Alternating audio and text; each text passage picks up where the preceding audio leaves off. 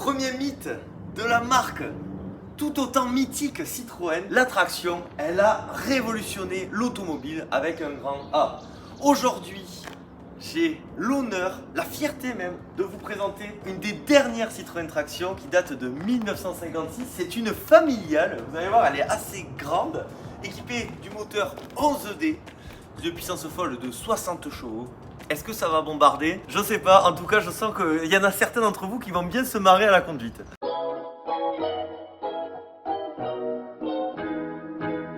Cette voiture, sa première apparition, elle datera de 1934. Les premières tractions ont 90 ans. C'est pour ça que le look, il fait un petit peu vintage. Faut dire qu'à l'époque, encore avant, les premières automobiles, c'était presque des calèches. Sur celle-ci, on retrouve un peu cet aspect calèche motorisé. Malgré tout, cette voiture, c'était une dinguerie lorsqu'elle sort parce qu'elle avait énormément d'avance sur son temps. Déjà, comme son nom l'indique, c'est une traction avant. Moteur à soupape en tête.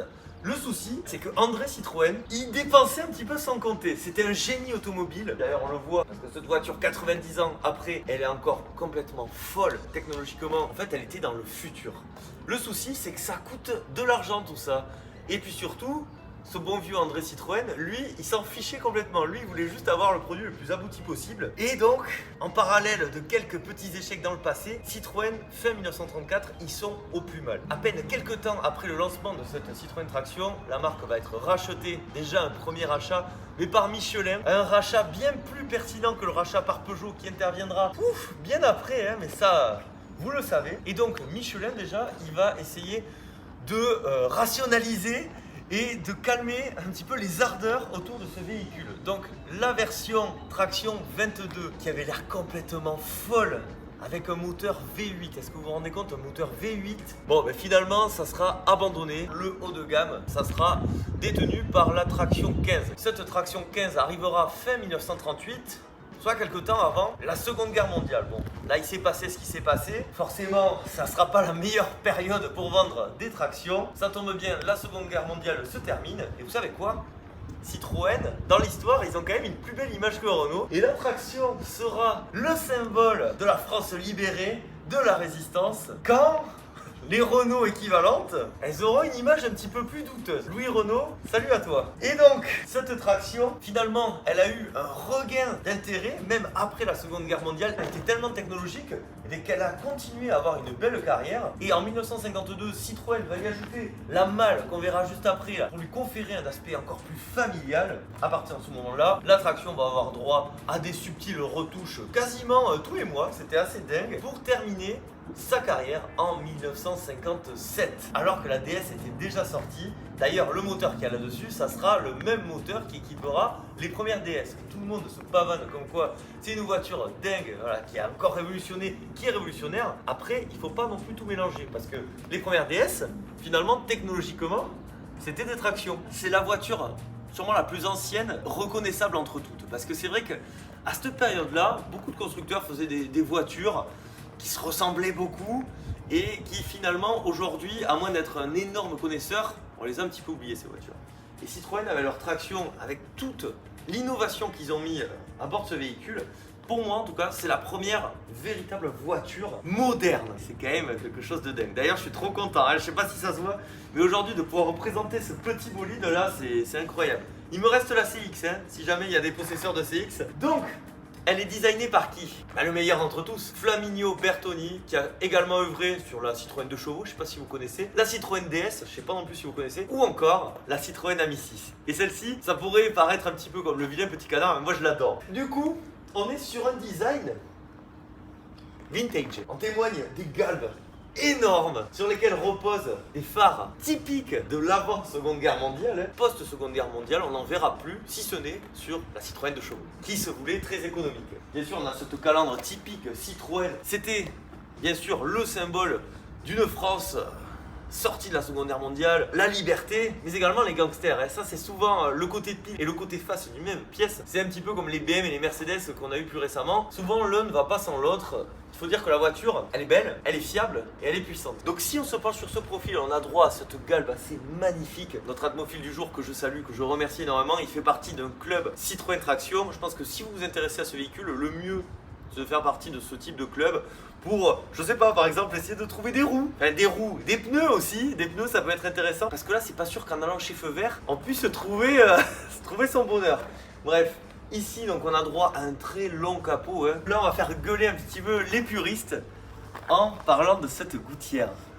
Cette gouttière-là qui va permettre à l'auto de se montrer bien plus étanche. Moi, je trouve que c'est vraiment pas mal. On a même des garde-boue là. Bien sûr, la voiture se veut noire, hein, comme beaucoup. L'ouverture des portes, voilà, les portes suicides. Je vous laisse deviner pourquoi. Ça fait toujours peur, hein. 1956, c'est pas la voiture la plus vieille que j'essaye sur la chaîne, c'était la Renault 4 chevaux de 1954. Ça rigole pas, hein. À cette époque-là, c'était en quelque sorte des calèches motorisées. Et c'est vraiment là où on voit, je trouve, la plus grosse différence avec, par exemple, une Citroën DS. Elle était complètement dans le futur, elle l'est encore aujourd'hui. Un design comme la DS, c'est fabuleux, c'est incroyable. Mais sincèrement, cette traction, c'est hyper cool aussi. Vous voyez, là, on a les petits clignotants ici. On retrouve des petites touches de chrome sur de nombreuses parties du véhicule, les petits feux, ce pare-choc là qui a l'air de bien parer les chocs, hein, attention. Et puis donc cette malle, cette sublime malle, avec bien sûr le petit bouchon Citroën à l'arrière. Ça tombe bien qu'on soit à l'arrière, vous savez quoi? Sans transition, c'est incroyable. On va regarder du coup cette malle là, cette fameuse malle initiée à partir de 1952. Donc Citroën et les haillons,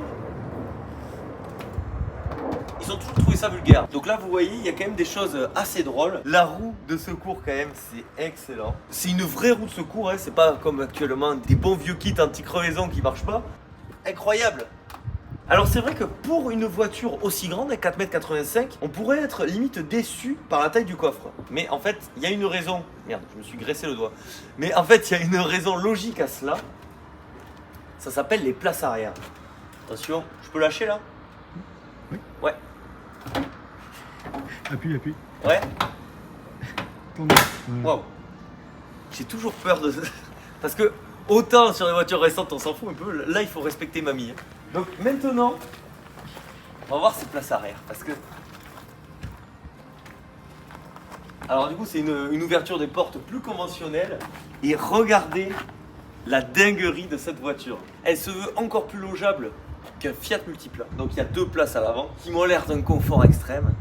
Et à l'arrière, il n'y a pas 2 places, il n'y a pas 3 places, il n'y a pas 4 places, il n'y a pas 5 places, mais il y a bien 6 places à l'arrière. Donc on va s'installer. On retrouve vraiment un petit peu cet aspect calèche. Au moins on me met des chevaux devant, j'y croirais. C'est très haut et tout est douillé. Comme David, les finitions sont superbes en plus. Ça me remplit de joie et ça me désespère à la fois quand je vois le Citroën actuel de voir ce qu'ils étaient capables de faire. Bon là c'était il y a quelques années quand même. On est trop bien, la banquette est incroyable. C'est vraiment une voiture familiale comme son nom l'indique. Non mais regardez-moi ça. Et la voiture fait 4,85 m. Alors c'est quand même sacrément balèze. Bon par contre on va tester ce petit strapontin là. Alors ça je pense que c'est plus pour les enfants en fait. Je suis pas quand même assis idéalement. Je pense que c'est plus pour les petits. Tac. Incroyable. Et donc après pareil hein, avec celui-ci, bon vous avez compris l'idée. Là pour le coup je pense qu'on n'a jamais essayé des places arrière comme ça. Hein. Et puis sinon, ce qui est drôle aussi, c'est qu'on a quand même droit, vous avez vu, à des vitres un peu comme actuellement quoi, c'est-à-dire à manivelle, hein, parce que c'était pas non plus forcément le cas partout. Mais surtout ce qui est très agréable, tout cet aspect cocon en fait qu'il y a dans cette voiture. Alors la luminosité, elle est pas si présente que ça. En fait, il y a beaucoup de vitres, mais elles restent quand même petites. Même le pare-brise, il est assez petit. À l'arrière, c'est pareil. D'ailleurs, modèle 6 vitres à partir de 1937. Et donc attention.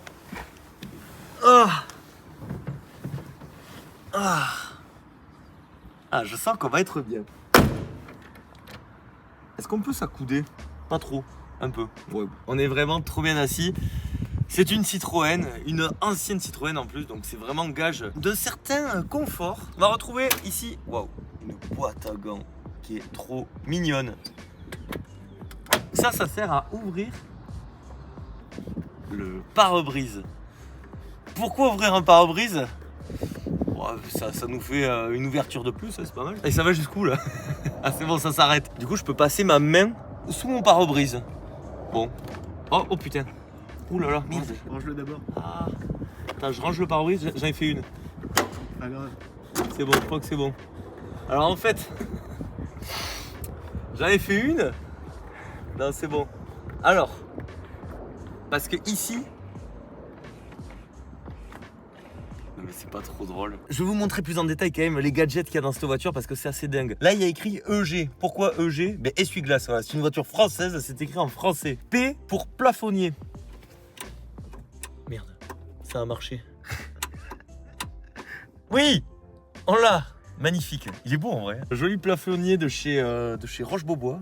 Pas du tout. On continue avec... Ça c'est un standard non? Je peux tirer? Oui, tire. Faut y aller fort. Hein. Faut marrer, avoir peur à chaque fois. C'est pour quelqu'un qui a vraiment envie de fumer. S pour starter et D pour démarreur. C'est le frein à main ça.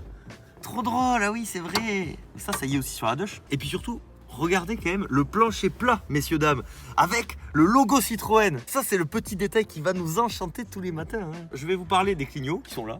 Voilà, donc là, autant vous dire que ça va être un chaos technique. Ici, ça n'aura jamais aussi bien porté son nom parce que ça nous permet de démarrer son véhicule au quart de tour. Ça veut dire quoi? Ça c'est pour reculer? Arrière. Arrière, ah oui. Ensuite, 1, 2, 3. 3 vitesses. Ça suffira amplement. Et là, on va pouvoir regarder ce bloc d'instrumentation assez dingue. Parce que la voiture, elle est graduée jusqu'à 150 km/h. Autant vous dire qu'on n'atteindra absolument jamais cette vitesse parce que sinon, moi, je décède. Essence, batterie. Et puis ensuite, on a les kilomètres et tout. C'est trop mignon. Regardez-moi ça. C'est simple, c'est efficace. Regardez-moi ça. Alors, c'est pas mes pompes, elles sont magnifiques. Mais c'est surtout des pédaliers ornés du chevron. Et puis aussi, forcément, ce petit rétroviseur. Bon, après, ça me fait un effet d'optique, j'ai l'impression. J'ai l'impression que ça va me faire loucher. Bon, c'est pas... On verra. Et puis, je vous ai quand même pas parlé du gouvernail. Il y a aussi, vous voyez, par exemple, des trucs assez sympas au niveau de mes pieds encore. Cette petite pochette de rangement, là, très sympa. Ce petit gilet jaune, hein, qui servira pas. Parce que ça tombe jamais en panne, une traction, bien évidemment. Et pourquoi ça tombe jamais en panne? Parce qu'il y a un moteur de dingue qu'on va vérifier dès maintenant. Et là, vous avez eu la transition un peu, elle est incroyable. Allez, on y va. Alors, oh putain, c'est vrai que ça fait bizarre aussi, ces portes-suicides là. Qui ont été arrêtés d'ailleurs. Parce que peut-être que dans certains virages un peu tendus, ça tenait pas forcément. Et du coup, on pouvait vraiment se suicider quoi. Donc, ils se sont dit, tiens, on va plutôt les mettre dans l'autre sens, ça a l'air d'être un peu plus safe. Ça a été, je pense, pas une mauvaise idée. Par contre, quelle ouverture. Ça, c'est princier. Ça, c'est Rolls-Royce-esque.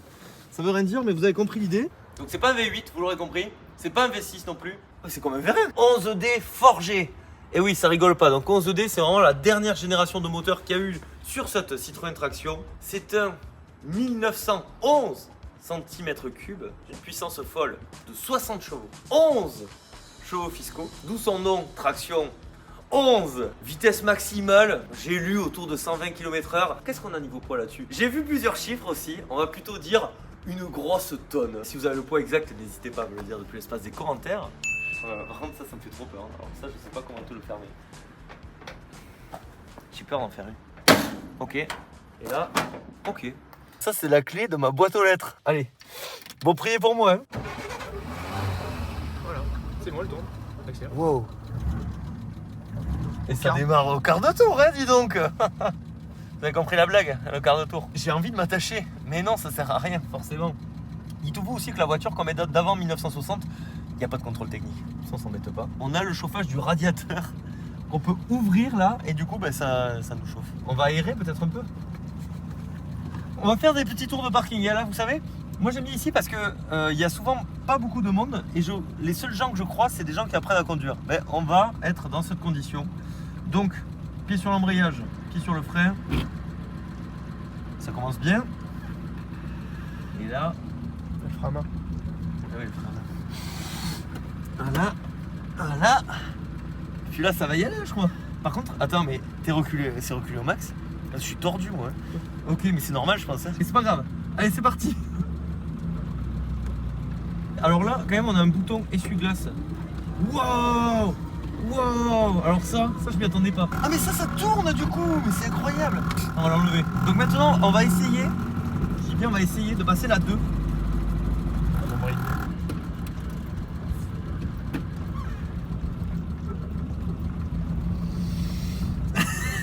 Ça va en fait. Franchement chez Peugeot c'était plus nul. Après, elle est très souple du coup à bas régime. Et vous savez quoi, ça m'arrange énormément. Ferme le pare-brise parce que ça fait du bruit. Ah, c'est le pare-brise. Ouais, j'allais dire, ça va être un peu bruyant. Il y a beaucoup de petits détails qui vont nous enchanter tous les matins, mais sincèrement, ça c'est peut-être pour moi mon favori. Et puis on a cet immense capot là qui donne directement sur ces deux phares.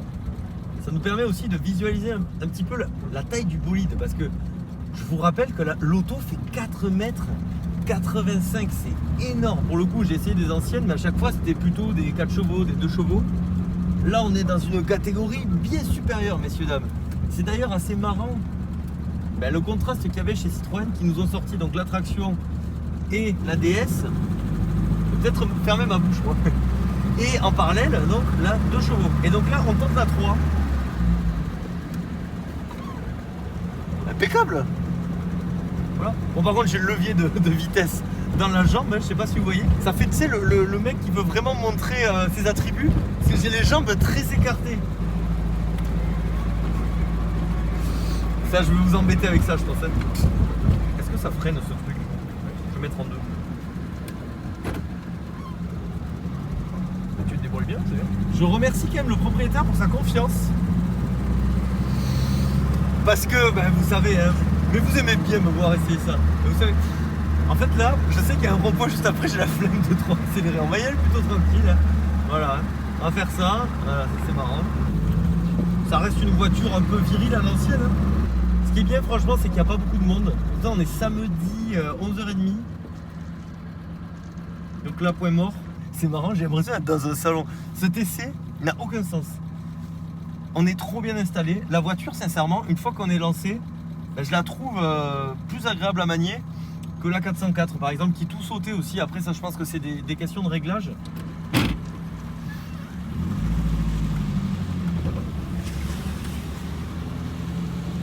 Oh, il y a du monde. Je suis cool, moi.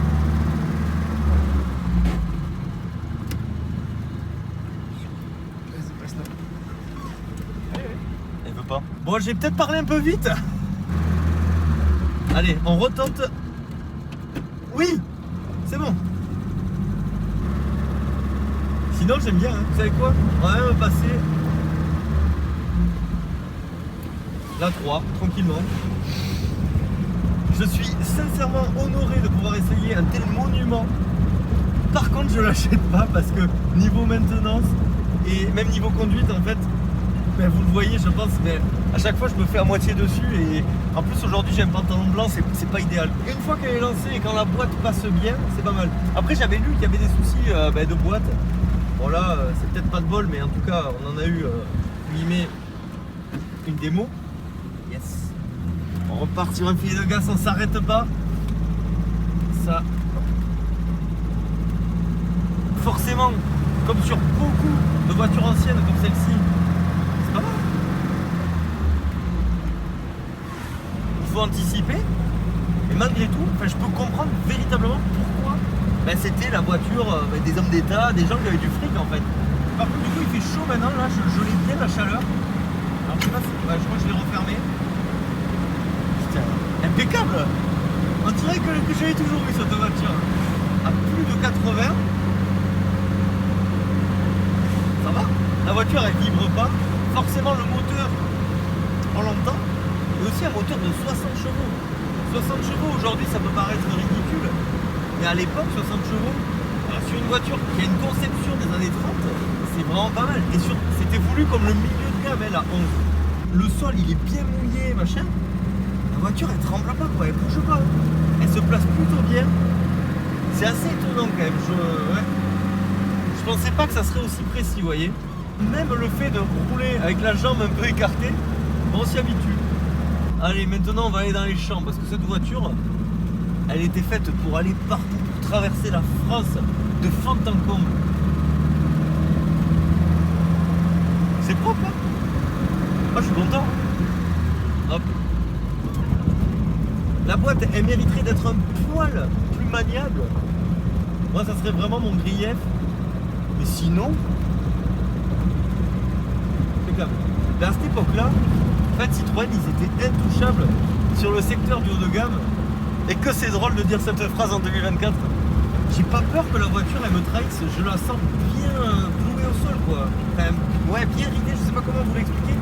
Mais aussi, et ça c'était une énorme nouveauté à l'époque, traction avant, elle porte son nom de traction avant. De base les voitures elles étaient typées propulsion. Alors aujourd'hui on a tendance à apprécier la propulsion parce qu'on a réussi à la dompter entre guillemets. Mais à l'époque une propulsion, ça partait dans tous les sens. À la moindre flaque ça partait, c'était assez compliqué à conduire. Ici la voiture elle apporte une sérénité, ce qui lui permet d'envisager des hautes vitesses sans sourciller. Et ça c'est vraiment fort quoi. Bravo Citroën. Bon voilà mes chers atmophiles, cette vidéo se termine ici sous la pluie. J'ai même pas de mots pour vous expliquer à quel point je suis content d'avoir pu essayer ce mythe automobile. Si vous en cherchez une belle comme celle-ci, ça va se trouver autour de 15-20 000 euros. Finalement je me dis que c'est pas si cher que ça pour un tel monument. Surtout qu'à entretenir ça reste assez fiable. Et puis comme je vous ai dit, il y a des groupes qui vous permettront potentiellement de trouver des réponses à vos questions. Cette traction, c'est la première vraie grande berline Citroën qui va marquer véritablement son époque. Ensuite, il y aura eu bien sûr la DS fabuleuse que j'ai essayé, la SM que j'ai essayé ici, sûrement pour moi la plus belle voiture française de l'histoire. Ensuite, il y a eu la CX, je compte sur vous, je ne l'ai pas essayé, c'est la dernière qui me manque. La XM que j'ai essayé ici, fabuleuse aussi, incroyable la XM. La C6 qui était magnifique en plus avec un joli vert que j'ai aussi essayé ici. Et sincèrement, à chaque fois que j'essaye ces voitures, il se passe quelque chose. Citroën, on peut aimer, on peut ne pas aimer, mais il faut quand même reconnaître qu'ils ont eu un impact, je trouve, positif dans le paysage automobile. Bref, mes chers atmophiles, cette vidéo se termine vraiment ici. J'espère qu'elle vous a plu. Si c'est le cas, vous pensez au like, à l'abonnement, c'est hyper important. N'hésitez pas à me dire ce que vous pensez, vous, de cette traction. Et quelle est votre Citroën grande berline routière favorite? Je vous lirai avec attention, comme habituellement. Malgré tout, le plus important, c'est pas ça. Vous savez, c'est quoi le plus important? C'est de prendre soin de soi, donc prenez soin de vous. C'était Atmo, je vous dis à la prochaine. Allez, bisous, ciao.